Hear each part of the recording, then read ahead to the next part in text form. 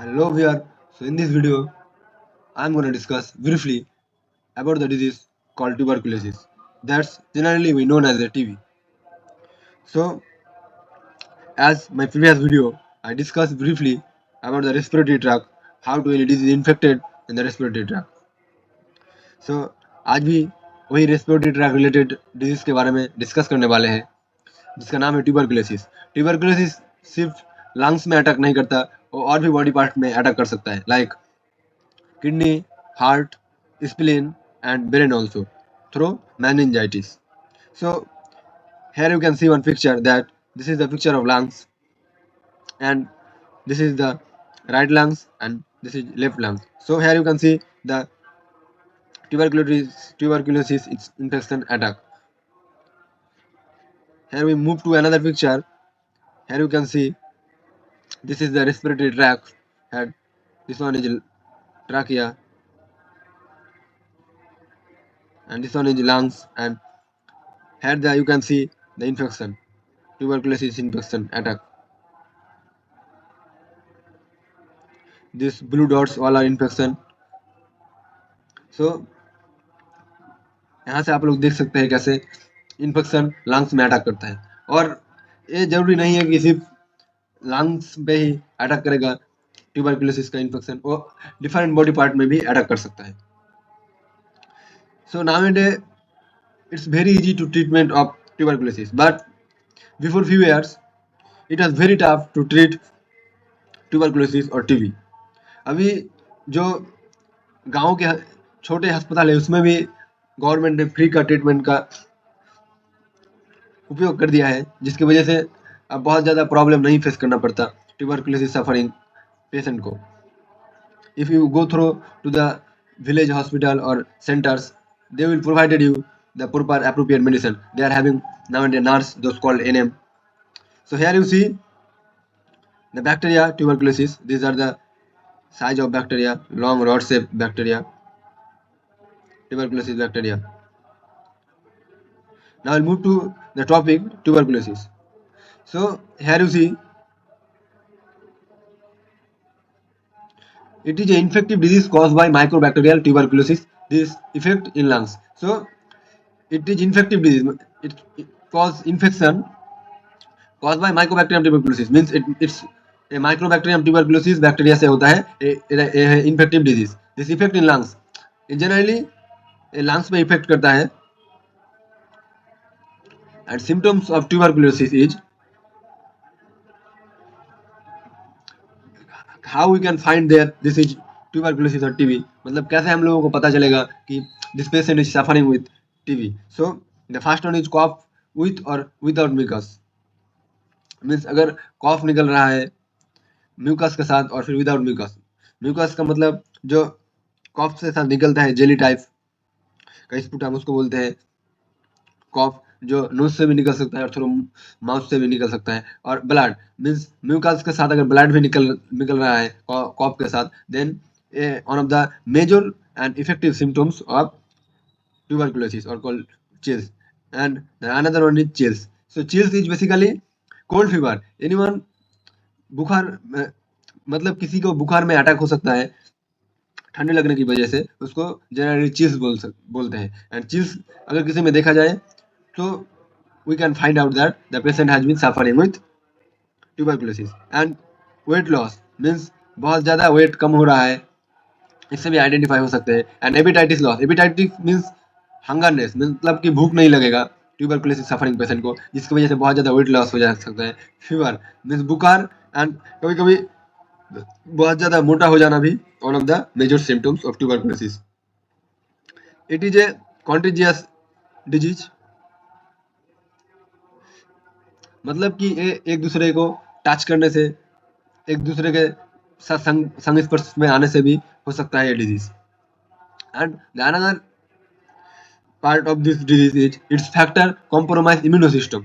Means ये generally immuno system को damage कर देता है, जिसकी वजह से बहुत ज़्यादा हाई लेवल में अटैक होता है लंग्स के अंदर और many other different part of the body. मतलब कि बहुत ज़्यादा डिफरेंट बॉडी पार्ट में होता है, लाइक हार्ट में, किडनी में, स्प्लीन में, एंड थ्रू मेनिंजाइटिस. मतलब कि बहुत ज़्यादा पेन और दर्द होने के साथ ब्रेन में भी अटैक हो सकता है।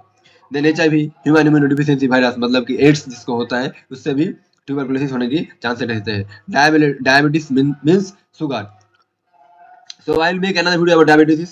Here I say only what is diabetes. Diabetes means the increased glucose level in the body, high level of sugar because of insulin did not produce enough और insulin did not function properly। मतलब कि जो insulin hormone है वो ठीक से नहीं काम करता है। अगर ठीक से इंसुलिन का लेवल हाई नहीं रहने की वजह से बॉडी में ग्लूकोज का लेवल बढ़ जाता है जिसकी वजह से डायबिटीज होता है जिनको हम जनरली शुगर बोलते हैं। एंड स्टार्वेशन मतलब कि दिक्कत इन न्यूट्रिशन मतलब कि जितने की ज़्यादा न्यूट्रिशन की ज़रूरत है उतना नहीं मिल सकता है इसको बोलते हैं स्टार्वेशन। और खाने की कमी की वजह से मतलब कि बहुत ज़्यादा गरीबी है लाइक 76 मनंतर जिसको इंडिया में बोलते हैं। बहुत ज़्यादा खारी आ गई थी पूरे इंडिया में जिसकी वजह से बहुत ज़्यादा स्टार्वेशन का प्रॉब्लम आ गया था। और भी अभी भी बहुत ज़्यादा अफ्रीकन कंट्री में देखा जा सकता है स्टार्वेशन जिसमें बहुत ज़्यादा खाने की दिक्कत रहता है जिसकी वजह से स्टार्वेशन की प्रॉब्लम देखा जा सकता है। और जिस भी कंट्री में वॉर चल सकता है वॉर की वजह से हो जाता है। मतलब और भी बहुत ज़्यादा रीजन है लाइक पॉलिटिकल इनबैलेंस मतलब पॉलिटिकल बैलेंस नहीं है जिसकी वजह से स्टार्वेशन का प्रॉब्लम आ सकता है। So this is one of the major fact. Then malnutrition मतलब कि ठीक में बॉडी का न्यूट्रिशन मेंटेन नहीं है, कभी भी हाई हो जा रहा है कभी भी लो हो जा रहा है जिसकी वजह से भी चांसेस है टीबी होने का। And smoker also. So those who are smoking that's very bad for lots of disease means smoke is very dangerous for lots of disease. You can go through the respiratory tract infection, asthma and TB. Those all are infected through smokers means those who are smoking cigarette. It's very bad. So everyone should avoid smoking. किसी को भी बीड़ी या cigarette पीना नहीं चाहिए, बहुत ज़्यादा infective है हमारे लंग्स के लिए जिसकी वजह से बहुत ज़्यादा रोग हो सकता है। Then type of TB form. TB generally 2 type का होता है। Type 1 is latent TB and second one is active TB. So TB basically 2 तरह का होता है। फर्स्ट वन को कहते हैं लेटेंट टीबी एंड एक होता है active TB. So here we will discuss about the latent TB. Here you gonna see immune system will stop spreading inactivated in this form।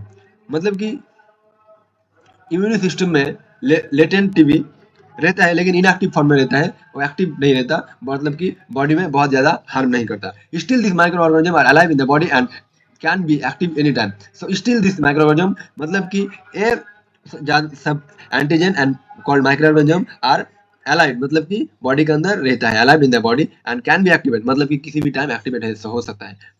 So latent activity generally body में को damage नहीं करता इतना ज़्यादा लेकिन ये बॉडी में active form में रहता है लेकिन कभी भी इनएक्टिव फॉर्म में रहता है एंड कभी भी वो एक्टिव होकर बॉडी को लंग्स को and other part of the body major part of the body can be infected और harmed through the latent TB infection. So the second one is active TB. So it multiply stress and cause sickness activity. So it's multiply stress मतलब कि tension को बहुत ज़्यादा बढ़ा देता है and cause sickness and actively मतलब ये अटैक करता है बॉडी में different type of parts body को अटैक करता है जिसकी वजह से ट्यूबरकुलोसिस का इन्फेक्शन देखा जा सकता है। Then clinical manifestation. What is the clinical manifestation is here more effective things like वैसे बॉडी को अटैक करने के बाद और क्या क्या प्रॉब्लम फेस करना पड़ सकता है मतलब कि spinal pain. Spinal pain is basically back pain. The back side of the our body of bone has been paining too much मतलब कि बैक साइड की जो बोन रहते हैं उसमें बहुत ज़्यादा पेन शुरू हो जाएगा अगर ट्यूबरकुलोसिस हाई लेवल में आ गया। और जॉइंट पेन मतलब हर बॉइंट का जो जॉइंट है उसमें बहुत ज़्यादा पेन होना शुरू हो जाएगा। Those thing are clinical manifestation means tuberculosis होने से ये दोनों और भी बढ़ जाएगा। So this is very difficult and infecting brain by causing meningitis. By causing meningitis means meningitis is basically spinal pain and increase stress in brain. Those are cause mainly meningitis means brain में बहुत ज़्यादा pressure आ जाएगा, बहुत ज़्यादा tension शुरू हो जाएगा and बहुत ज़्यादा बैक पेन शुरू हो जाएगा जिसको मेनिंजाइटिस में बोलते हैं जिसकी वजह से ब्रेन में फीवर आ जाएगा मतलब कि ब्रेन के अंदर बुखार आ जाएगा and for this damage of liver kidney and heart जिसकी वजह से liver kidney and heart damage हो सकता है। Damage of liver, kidney and heart. So now here you see on picture for the next topic that here you see the complete picture of lungs. Here inhalation of the O2 and excretion of the CO2, मतलब यहाँ से O2 आते हैं lungs में and इस blue line से CO2 बाहर निकलते हैं हमारे बॉडी से. So here the closest part of the starting respiratory tract is called bronchi and the end part is called bronchioles. And here this root of the bronchioles having alveoles. Here you see the alveoles. Those are alveoles. And this strict line are called alveolar duct.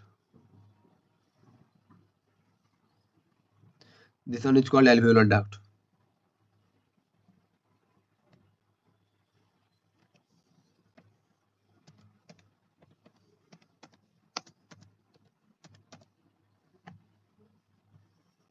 So this one is called alveolar duct. So जो lungs की respiratory tract की थोड़े नजदीक रहते हैं इसको bronchi कहते हैं, एंड जो टर्मिनल साइड में रहते हैं मतलब कि लंग्स की एंड में जो रहते हैं उसको हम कहते हैं ब्रोंक्यूल्स. एंड ब्रोंक्यूल्स के अंदर ये सब जो बावल टाइप का शेप रहता है जिसको बोलते हैं एल्वियोल्स. एंड एल्वियोल्स जिसमें एयरवे पासेज होता है जिस नाली की थ्रू, मतलब जिस डक्ट के थ्रू, डक्ट को जनरली पाइप और नाली बोलते हैं, जिसको बोलते हैं alveolar duct. So now we move to the pathophysiology of the attack of tuberculosis. So pathophysiology how tuberculosis attack, मतलब ट्यूबरकुलोसिस कैसे बॉडी में अटैक करता है.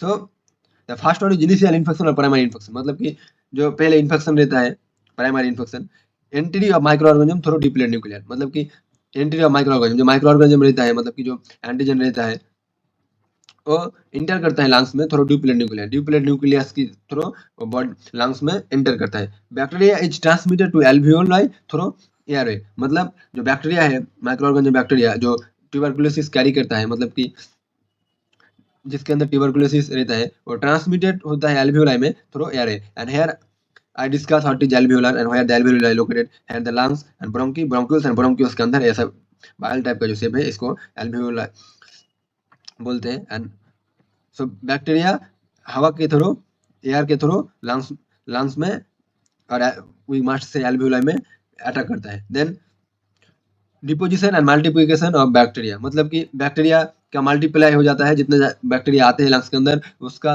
मल्टीप्लिकेशन होता है एंड बैक्टीरिया का क्वांटिटी और भी ज्यादा बढ़ जाता है एंड लंग्स को हार्म करता है. Then here you gonna see bacilli are also transmitted to other part of the body via blood stream, मतलब कि जो बैक्टीरिया है वो अदर बॉडी पार्ट में भी चला जाता है वाया ब्लड स्ट्रीम, मतलब कि ब्लड के साथ, मतलब कि लंग्स में लंग्स से ऑक्सीजनेटेड ब्लड पूरा बॉडी में सप्लाई होता है एंड जिसकी वजह से लंग्स में जो बैक्टीरिया रहते हैं वो पूरा बॉडी में फैल जाता है, like heart, kidney, liver and brain also. So the full body effect हो जाता है दिस ब्लड स्ट्रीम की ट्रांसमिशन की वजह से. And phagocytosis by neutrophil and macrophages. And phagocytosis basically वो है जो हमारे बॉडी को इन्फेक्शन को और डिजीज को इनहिबिशन करता है, मतलब कि बॉडी को बैक्टीरिया और एनी टाइप ऑफ इन्फेक्शन से बचा के रखता है, वो भी डैमेज हो सकता है इस बैसिली की वजह से. Then here you see the second part of the pathophysiology how the tuberculosis attack.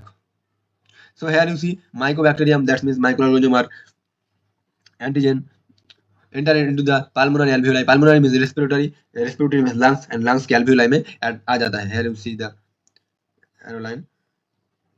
Then immune system has lodged in. Lodged means immune system stuck हो जाता है. Stuck means block हो जाता है. immune system block हो जाता है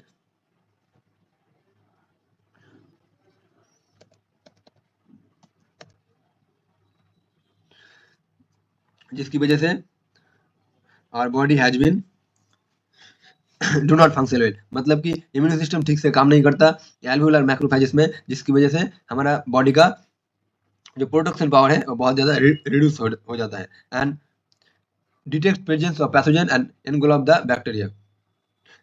and detect हो जाता है मतलब फाइंड आउट कर पाता है या पैथोजन ऑफ एनगोल्फ बैक्टीरिया, मतलब जो बैक्टीरिया लंग्स में पूरी तरीके से भर गया है वो डिटेक्शन आ जाता है, मतलब कि वो फाइंड आउट हो जाता है कि लंग्स में पूरा इन्फेक्शन आ चुका है बैक्टीरिया का जो ट्यूबरकुलोसिस कैरी करता है. And Mycobacterium bacteria inhibit the macrophages to form phagolysosome and remain protect inside the macrophages. Means जो माइकोबैक्टीरियम जो एंटीजन रहता है वो फैगोसाइटोसिस को इनहिबिट कर देता है, जैसे वो बैक्टीरिया के अगेंस्ट काम ना कर सके, बैक्टीरिया को डैमेज ना कर सके, जैसे जिसकी वजह से ट्यूबरकुलोसिस और भी ज़्यादा हाई लेवल में टॉक्सिसिटी में पहुंच जाता है एंड और बॉडी को हार्म करता है and remain protect inside macrophages and macrophages के अंदर फैगोलाइसोसोम रह जाता है, जिसकी वजह से फैगोसाइटोसिस काम नहीं कर पाता ठीक से एंड एल्वियोस लंग्स का और भी ज़्यादा डैमेज हो जाता है and start replication inside macrophages and replication होना शुरू हो जाता है मैक्रोफेजेस के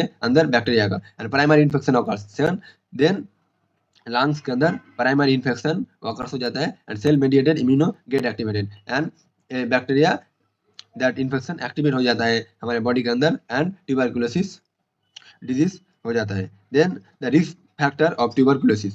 सो हमने पैथोफिजियोलॉजी के बारे में पूरी तरीके से डिस्कस कर लिया कि कैसे वो बॉडी में अटैक करता है, कैसे लंग्स में आता है थ्रू एयरवे, वो हवा से वो हमारे लंग्स के अंदर आता है, लंग्स के अंदर आने के बाद वो ब्रोंकी में जाता है, ब्रोंकी से ब्रोंकियोल्स के अंदर जाता है एंड ब्रोंकियोल्स के अंदर जाके वो ऐसे एल्वियोलस के अंदर जाता है एयरवे के थ्रू एंड एल्वियोल्स में वो बैक्टीरिया इन्फेक्शन अटैक करता है। देन दोज एल्वियोल्स जब ऑक्सीजनेटेड ब्लड हमारी पूरी बॉडी में ट्रांसमिटेड करता है like kidney, heart, spleen, liver, brain, तब वो सब bacteria carrying tuberculosis different body part में फैल जाता है एंड ट्यूबरकुलोसिस का अटैक होता है, जिसकी वजह से बहुत ज़्यादा हमारे बॉडी पार्ट का डैमेज होता है एंड ट्यूबरकुलोसिस स्टार्टिंग हो जाने की वजह से हमारी मेनिंजाइटिस हो सकती है, मतलब कि ब्रेन में बुखार आ सकती है और बहुत ज़्यादा स्पाइनल पेन मतलब कि बैक पेन होना शुरू हो जाता है and different joint of the our bone has been started paining, मतलब कि सब जॉइंट में हमारी बोन की पेन आ जाती है और फिर हम कह सकते हैं पेन शुरू हो सकती है। Then risk factor of tuberculosis, मतलब कि ट्यूबरकुलोसिस होने का रिस्क फैक्टर क्या क्या है।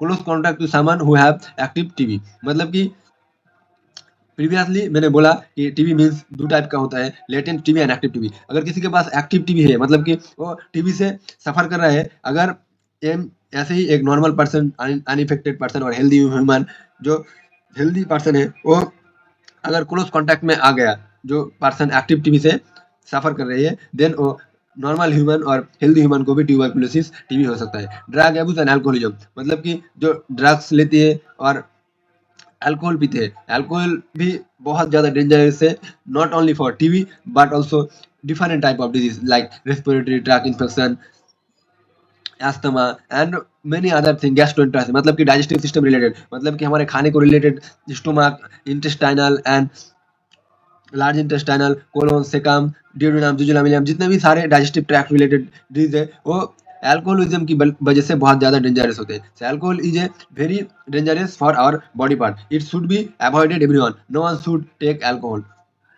तो किसी को भी अल्कोहल नहीं लेना चाहिए। अल्कोहल सिर्फ रेस्पिरेटरी सिस्टम के लिए नहीं, बट वो बहुत ज़्यादा हानिकारक है हमारे खाने के ट्रैक के लिए, मतलब कि डाइजेस्टिव ट्रैक के लिए। And pre existing medical health care, like पहले से ही कोई डिजीज से पर्सन सफर कर रहा है, मतलब कि डायबिटीज मेलिटस, मतलब कि जिसको डायबिटीज है, लाइक शुगर है, ग्लूकोज के लेवल हाई है, will make another video about diabetes mellitus and the renal failure जिसका this type of disease having those person they can also suffer the tuberculosis, मतलब कि ये दोनों disease diabetes mellitus and renal failure जिसके पास पहले से रहता है वो भी ट्यूबरकुलोसिस अटैकिंग में आ सकते हैं। Then people lacking adequate health care, मतलब कि पीपल लैक कर जाता है, मतलब कि हेल्थ पर्सन को ठीक तरीके से हेल्थ केयर नहीं मिलता, लैक ऑफ हेल्थ सिस्टम, जिसका हेल्थ प्रॉब्लम है, और फिर we must say financial problem, like but nowadays it's easy because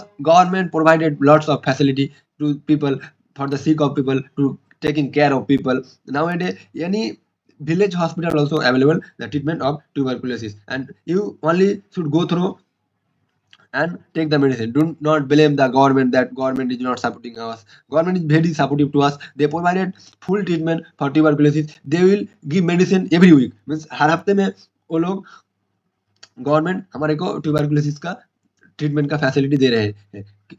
अगर हम ग्रामीण हॉस्पिटल में भी चले जाएंगे, फिर भी हमको ट्यूबरकुलोसिस का जो ट्रीटमेंट का दवाई है वो हर हफ्ते मिल जाएंगे. Then how to find out that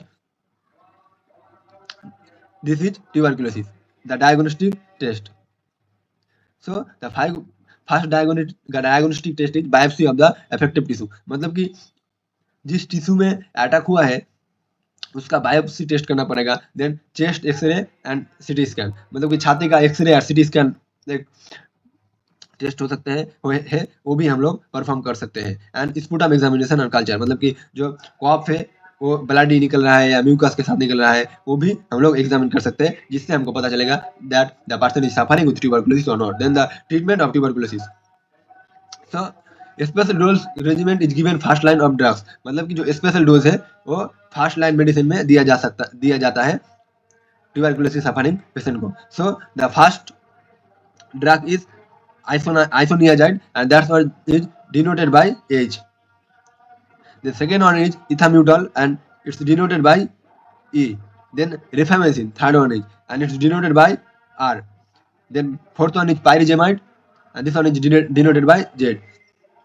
And last one is streptococcus, that one is denoted by S. ये जो टर्म का सिंगुलर फॉर्म है, मतलब कि जिस सिंबल से डिनोट किया जाता है वो याद रखना बहुत ज़्यादा इंपॉर्टेंट है, क्योंकि कभी भी आप किसी भी हॉस्पिटल में फार्मेसी में जाएंगे वहाँ पे हर वक्त हर मेडिसिन और हर टाइप की मेडिसिन में पूरा नाम नहीं लिखा रहता है, सिर्फ एच से या फिर ई से आपको पहचानना पड़ेगा कि हाँ ये इस नाम का ड्रग से जो ट्यूबरकुलोसिस में यूज होता है. अगर इस सारे फॉर्म का सिंगल नेम को आपने याद कर लिया, देन ये आपके लिए बहुत ज़्यादा इजी हो जाएगा ट्यूबरकुलोसिस के डोसेज को याद करने में और फाइंड आउट करने में, मतलब कि पहचानने में. And the second line of drug is फेनोनोल एंड पी एमिनो सैलिसाइलेट. ये दोनों ड्रग्स है जो सेकंड लाइन ड्रग्स है, मतलब this two are not use more, ये इतने ज़्यादा यूज नहीं होता, लेकिन ये जो 5 ड्रग्स है isoniazid H, ethambutol E, rifampicin R, pyrazinamide Z and streptomycin S, ये 5 ड्रग्स बहुत ज़्यादा यूज होता है ट्यूबरकुलोसिस के लिए. एंड इसको जिससे डिनोटेड किया जाता है like H E R Z E S, ये याद रखना बहुत ज़्यादा इंपॉर्टेंट है, जिससे आप ट्यूबरकुलोसिस के ट्रीटमेंट के बारे में बहुत ज़्यादा नॉलेज गेन कर सकते हैं. Regiment based on RNTCP, revised national tuberculosis control program, मतलब कि ये ट्रीटमेंट रिवाइज पोजीशन में होता है. लाइक पहले एक डोज दिया जाता है 1 हफ्ते के लिए या फिर 1 मंथ के लिए या फिर 2 मंथ के लिए, देन कंट्रोल हो गया तो ठीक है, नहीं तो फिर मेडिसिन दिया जाएगा 4 मंथ के लिए. ऐसे करके मेडिसिन दिया जाता है ट्रीटमेंट करने के लिए. एंड अगर फिर से मेडिसिन एक बार ठीक हो गया फिर लेटेंट फॉर्म में आ गया, मतलब कि इनएक्टिव फॉर्म में आ गया वो टीबी बॉडी में, एंड फिर से कुछ दिन बाद अगर टीबी एक्टिव फॉर्म में आ जाता है देन उसके लिए डिफरेंट फॉर्म ऑफ मेडिसिन है. So in the patient of new then given, मतलब कि अगर पेशेंट को पहली बार ट्यूबरकुलोसिस हो और टीबी से अटैक हुआ है then we have to give here you can see HRJD. मतलब कि मैंने पहले ही बोला कि हर ड्रग्स का जो सिंगुलर नेम है और जिससे डिनोट किया जाता है उसको याद रखना बहुत ज़्यादा इंपॉर्टेंट है. So here you see H means isoniazid, R means rifampicin, Z means pyrazinamide and E means ethambutol. So ये चारों मेडिसिन पहले 2 महीना के लिए दिया जाएगा एंड आफ्टर कॉम्प्लीशन ऑफ 2 मास इसके साथ HRE मतलब कि आइसोनियाजाइड, रिफामेसिन, इथाम्यूटल दिया जाएगा 4 महीने के लिए.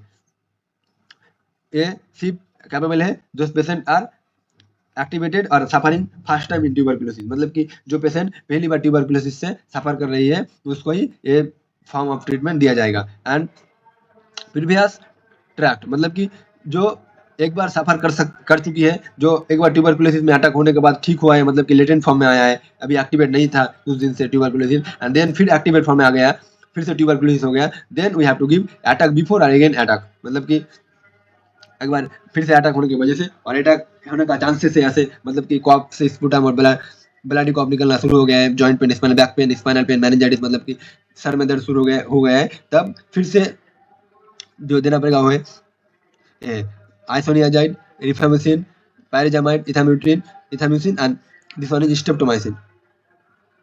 स्ट्रेप्टोमाइसिन होगा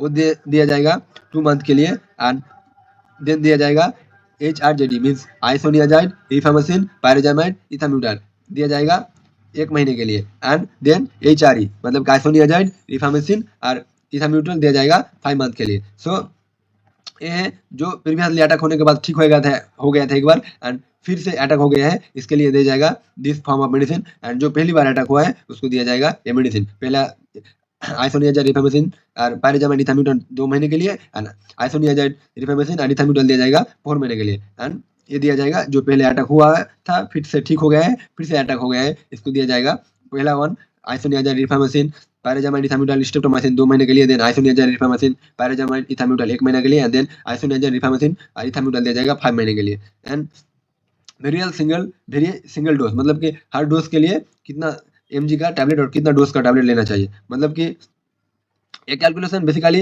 है एडल्ट फॉर्म के लिए, ये बेसिकली एडल्ट के लिए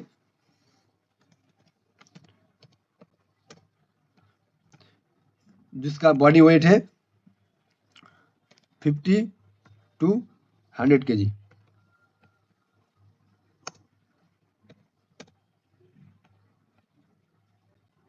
मतलब कि जिसका बॉडी वेट 50 kg से 100 kg के अंदर है और जो एडल्ट है, मतलब कि जिसका उम्र 15 से 16 साल से लेकर 40 से 50 के अंदर है और जिसका बॉडी वेट है 50 kg से 100 kg के अंदर, उसको पर 5 mg पर kg बॉडी वेट के हिसाब से मेडिसिन देना पड़ेगा। लाइक इथाम्यूटल देना पड़ेगा 5 mg पर kg बॉडी वेट के हिसाब से। अगर किसी का वेट 50 से 100 kg के अंदर है, लाइक इथाम्यूटल है, सो 5 mg पर kg के हिसाब से देना पड़ेगा। अगर किसी इंसान का वेट है 50 kg, लाइक 50 kg एंड उसको आइसोनियाजाइड दिया जा रहा है, सो इसको मल्टीप्लाई करना पड़ेगा कितने से, 5 से मल्टीप्लाई करने से ये आ जाएगा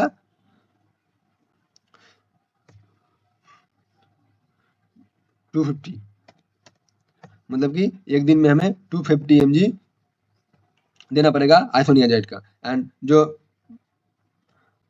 रिफामेसिन है उसका 10 mg देना पड़ेगा पर केजी हिसाब से। अगर किसी का बॉडी वेट 50 kg है, मतलब कि 5 into 10 मतलब कि उसको 500 ग्राम देना पड़ेगा। अगर किसी का पायराजामाइड 25 mg मतलब कि 25 into 5 मतलब कि उसकी उसी हिसाब से मल्टीप्लाई करके दिया जाएगा। एंड अगर वो एडल्ट नहीं है, मतलब कि अगर चिल्ड्रन है उसके लिए डिफरेंट डोसेज फॉर्म है, अगर ओल्ड एज पर्सन है उसके लिए डिफरेंट डोसेज फॉर्म है। This one is only for adult. So this is the complete video about tuberculosis और TB. Here from this video you can improve your knowledge and meet with you with another video. So thank you.